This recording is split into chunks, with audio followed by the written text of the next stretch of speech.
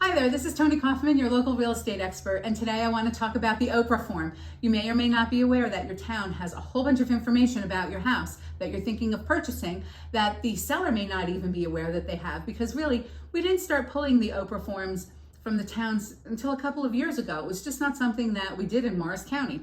But now we have been, and it has been a really big boon to the buyers of these properties. So you can simply go to the town website, and in the top bar where it says search, you just type in the letters OPRA, and that stands for, let me read this, Open Public Records Act, and then it's the request form. So you fill it out, and then you ask questions. I'm gonna read from one of my Open Public Records Act request forms, just to give you an idea of some of the things that you can ask for. So I say, dear clerk, please provide the following information pertaining to the property located at X, block number X, lot number X. Then for my first request, I say, can you please give me any open or closed permits pertaining to the property? My second request, any documents regarding any variance pending, granted, or denied. My third request, complaints filed by the town and any other citations for code or other violations.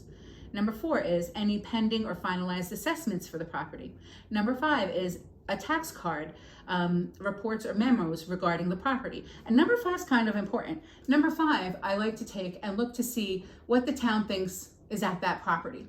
So let's say that maybe that current homeowner put in a bathroom. Maybe they didn't use permits. This is where you find out. If they didn't use permits to install that bathroom, and you look at the tax card and it says that the house only has 1 bathroom and the house actually has 2 bathrooms, you have to figure out when that bathroom was installed and what they need to do to get permits to make sure that it's legal, so that you're not stuck holding the bag on their work. Maybe it was done right, maybe it wasn't. You also don't want to burn down the house or have it flood. So, that's one of the things that I always look at, the tax assessor's card. So number 6 is any deed, easement, or other restriction of record. Number 7 is inspections for environmental issues, water wells, sanitary disposal systems, or underground storage tanks. So do they have any records for that? Number 8 is the current certificate of occupancy for the property. And I have to tell you, in Morris County, we don't really have them. But if you're buying outside of Morris County, that is a very valid request. Number 9 is any documents indicating if the property is in a flood zone. Number 10 is a list of any off-site conditions that may affect the value of the property that is maintained by the town pursuant to the Off-Site Conditions Disclosure Act. So then the town would have to tell you, hey, we intend to put in a pumping station right next door, something like that. I don't know. They don't, but that's my fear. Okay, and then number 11 is if you have a private sewage, a septic system.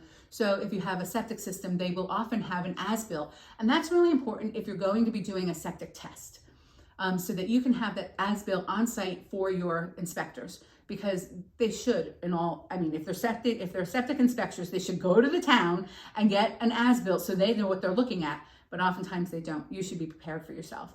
And then the last thing is that if it has a well. So if the house is serviced by a well and not public water, you should have any and all information regarding that well. And it's not likely that they're going to have well test water results or something of that effect, but they may have the depth of the well, they may have a permit for getting the well, they may know who installed the well, that kind of thing. Okay, I hope you found this interesting. If you did, please like this video and follow me on follow me on Facebook, follow me on YouTube, follow me on Instagram, Toni's List. Thanks for watching.